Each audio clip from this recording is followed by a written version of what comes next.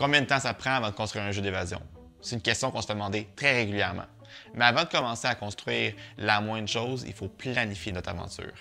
Donc aujourd'hui, on va savoir combien de temps ça prend avant d'enfermer notre premier client.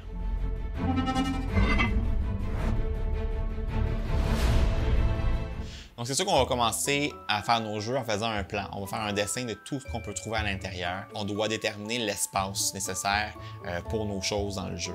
Donc, c'est beaucoup de plans en commençant. On va essayer de comprendre comment ça va fonctionner, comment les gens vont circuler dans le jeu, comment les choses vont s'ouvrir. Lorsqu'on a les plans, on peut commencer à faire des plans très poussés. Donc, la texture, les couleurs, le matériel, vraiment la façon qu'ils vont s'ouvrir. Avec quoi ils vont s'ouvrir? Est-ce que des fils électroniques doivent passer derrière? Lorsqu'on a déterminé ça, on peut commencer la production de ces matériaux-là, de ces items-là, et c'est exactement comme ça qu'on va réussir à créer notre jeu. Lorsqu'on fait le plan d'un meuble, on doit vraiment le prévoir de toutes ses facettes. On doit prévoir comment il va s'ouvrir si on doit le réparer pour qu'il soit vraiment solide. On doit prévoir par où les fils vont passer, si des fils doivent passer. Si les gens doivent le manipuler, on doit essayer de prévoir comment ils vont le bouger. Donc, est-ce que c'est assez solide pour faire le mouvement?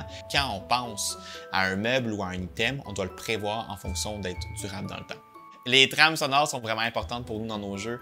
C'est un employé à l'interne qui va s'en occuper et maintenant, on a réussi à avoir un niveau de qualité vraiment supérieur, beaucoup plus immersif, beaucoup plus poussé sur l'expérience des clients. On va toujours penser à la thématique. Donc, les sorcières, on a une ambiance un peu plus sombre, un peu plus stressante. Bonne chance, Wiccan, et faites vite.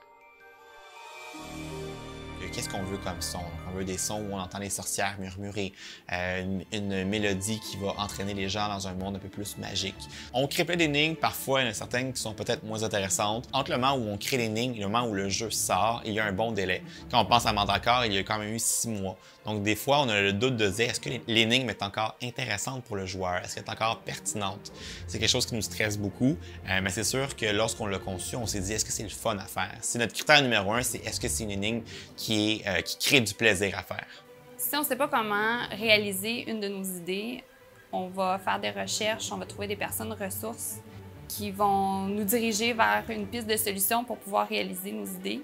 Lorsqu'on fait la planification du jeu, on doit essayer de trouver l'objectif final. Donc, qu'est-ce que les joueurs vont devoir faire à la toute fin du jeu? Lorsqu'on a l'énigme finale, on peut savoir ensuite quel sera le chemin pour se rendre. On aime faire des jeux qui sont non linéaires, lorsque les joueurs peuvent faire plusieurs choses en même temps.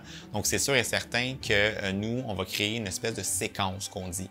Donc, on va créer des séquences à plusieurs objectifs. Donc, par exemple, pour faire l'énigme de fin, il faut faire 2 choses. Ces 2 choses-là doivent être réalisées par 3 choses chacune. Ces 3 choses-là doivent être faites par 2 choses. Donc, c'est comme ça qu'on réussit à créer une espèce d'arbre qui monte tranquillement vers un objectif final, mais qui fait travailler tout le monde.